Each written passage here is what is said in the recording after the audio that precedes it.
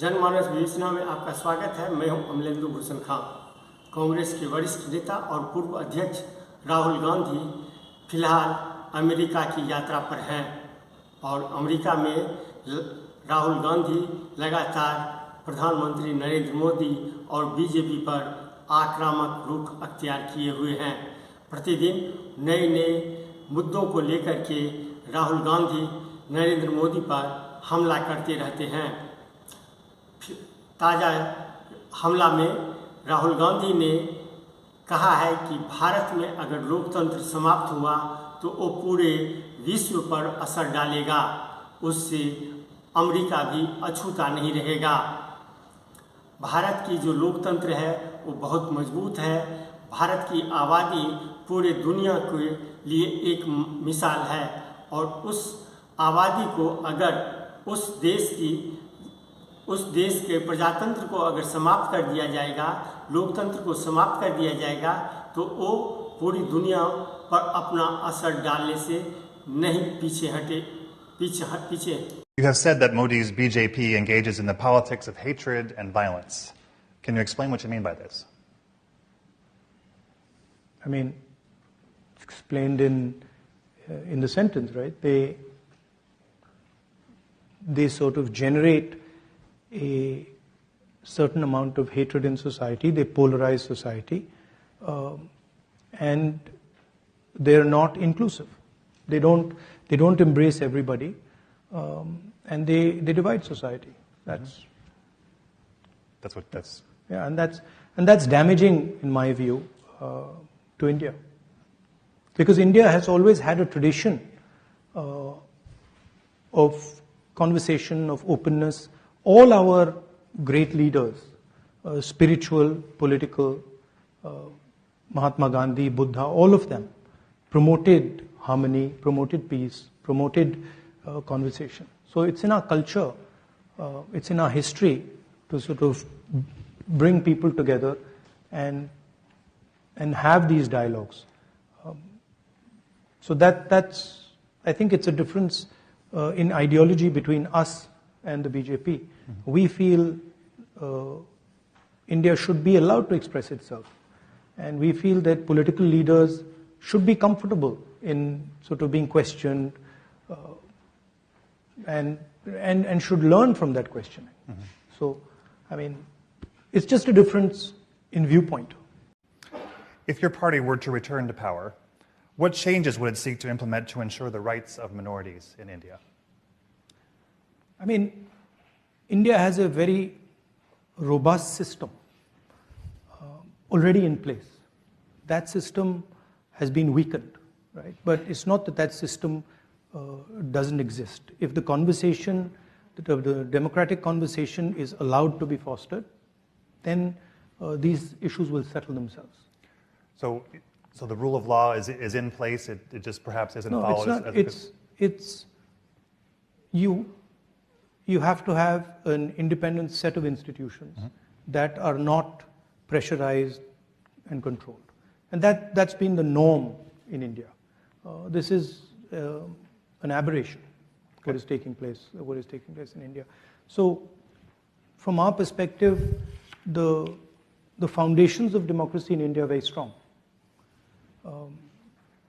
And the protections exist, but they're being sort of disturbed. Mm-hmm. And you see that if Congress came to power, they could quickly be restored? I mean, quickly, I don't know, but the Congress party is the institution that conceptualized them in the first place, mm-hmm. right? So we don't view them as our institutions. We view them as institutions of the state. And so we ensured that there was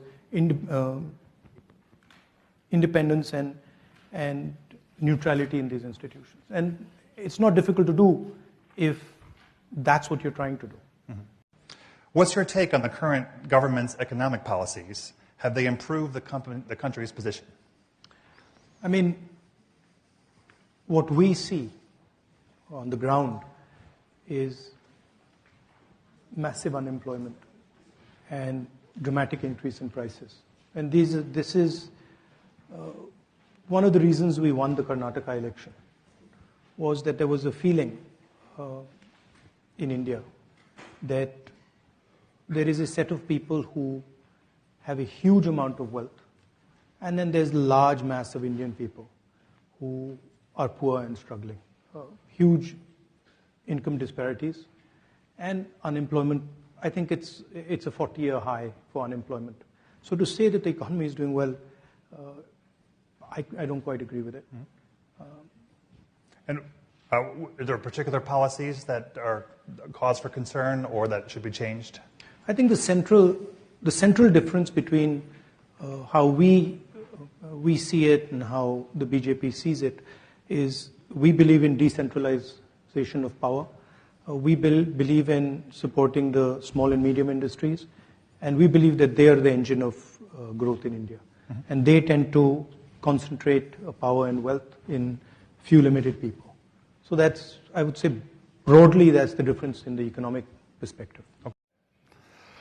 What are your concerns with regard to the use of the citizenship law to expel Muslim Indians who have lived in India for generations? How would you handle things differently? I think all Indian people, right, have a right to expression. All Indian people have a right to religious freedom. All Indian communities should feel free to express themselves.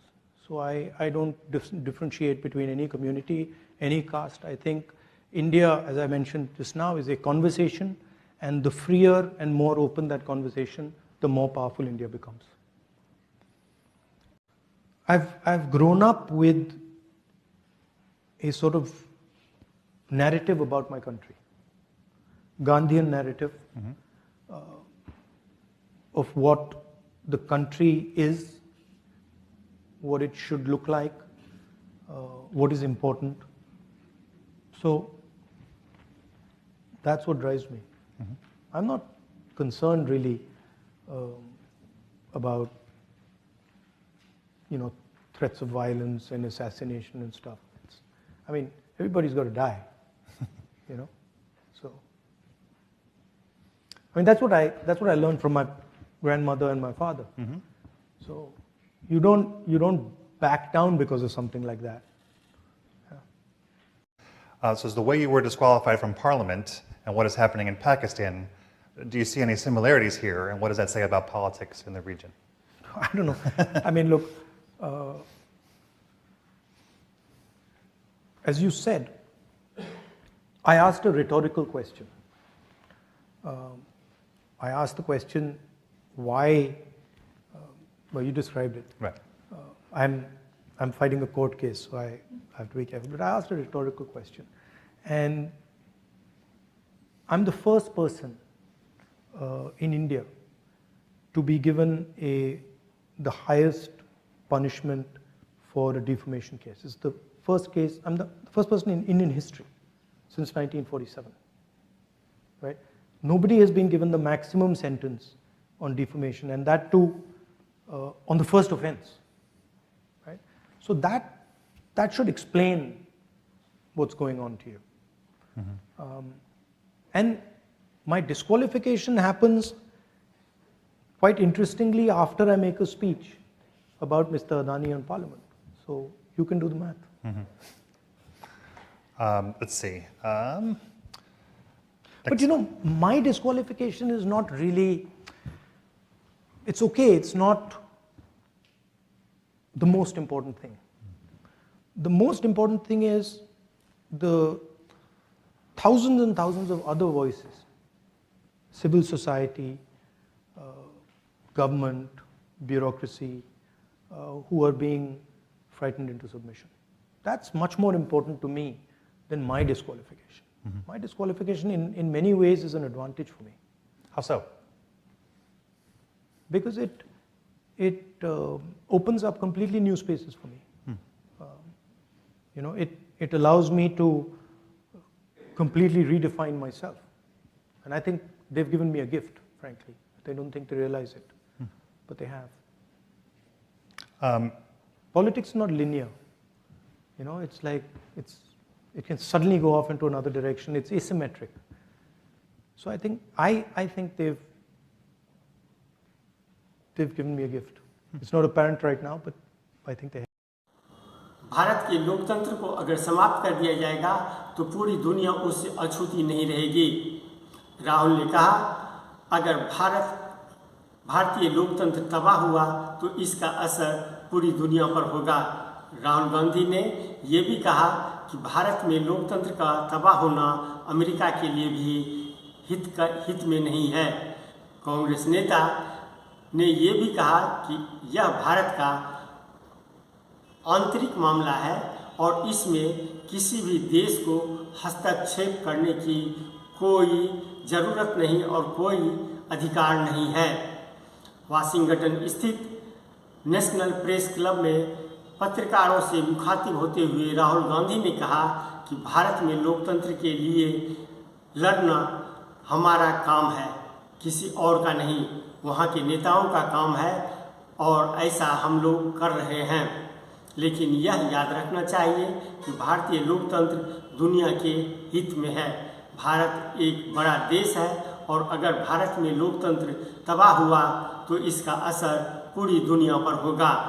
ऐसे में आपको सोचना है कि आप भारतीय लोकतंत्र को कितना महत्व देते हैं, लेकिन यह हमारे लिए एक आंतरिक मामला है और इस लड़ाई के लिए हम समर्पित हैं। भारत को वो होना चाहिए जो उसके हित में है। जिस तरह से निरंकुश विजन का प्रमोट किया जा रहा है, ये राहुल गांधी ने कहा, जिस तरह से निरंकुश विजन को प्रमोट किया जा रहा है, मैं उसके खिलाफ हूँ। मुझे लगता है कि इस धरती पर लोकतंत्र की रक्षा की जानी चाहिए और भारत की इसमें अहम भूमिका है। भारत का अपना नज़रिया है, लेकिन मुझे नहीं लगता है कि किसी को भी सोचने की ज़रूरत है इसमें। अमेरिका और भारत के संबंधों पर राहुल गांधी ने कहा कि अमेरिकी और भारत में समानताएं हैं और अगर वह साथ आते हैं तो काफ़ी ताकतवर हो जाते हैं। चीन का जो विजन है वह समृद्धि तो देता है, लेकिन वह लोकतांत्रिक है, हमें यह स्वीकार नहीं है। Let me ask you about, again, welcome to the Press Club, and let me ask you about press freedom, very important issue for us all. I should, full disclosure, my colleague, Vivek Raghuvanshi, was arrested several weeks ago and charged with, and accused of espionage. He's an Indian citizen. And what does that, he's been working for my company for more than 30 years and as a journalist. And I wanted to ask you what that says about the state of press freedom in India when someone, can be just accused of, even after, if someone with such a reputation can be accused in such a cavalier manner. No, I think the fact that there is a weakening of press freedoms, this is not hidden. I mean, everybody knows it. It's apparent in India. The rest of the world can see it. And I think press freedom is very, very critical for a democracy. I mean, one should be open to criticism, and one should listen to criticism. I mean, that's the feedback loop that builds democracies. And definitely, there is a weakening of press freedom. I mean, and it's not just press freedom. It's on multiple axes. On multiple axes, there is a clampdown on the institutional framework that allowed India to talk, that allowed the Indian people to negotiate. I view India as a negotiation between its people, between different languages, different cultures, different histories. Mm-hmm. And the architecture that Mahatma Gandhi set up was to allow that negotiation to be carried out fairly and freely. And that structure that allows the negotiation between India's people is coming under pressure. I mean, this is a question you should ask Mr. Modi. So more apt. Okay. I don't know how you'll get there. As soon as we get him here. I don't know how you'll get there, but yeah, I think we better question directed at him. Okay. What is your reaction to Prime Minister Modi's statement that not an inch of land has been lost to the border with China? And can you talk about India's relationship with China and how it's changing? I mean, the fact of the matter is China is occupying our territory. It's an accepted fact. I think 1,500 square kilometers, land the size of Delhi, is occupied by them. And I think, it's absolutely unacceptable. Prime Minister seems to believe otherwise. I don't know. I mean, maybe he knows something we don't know.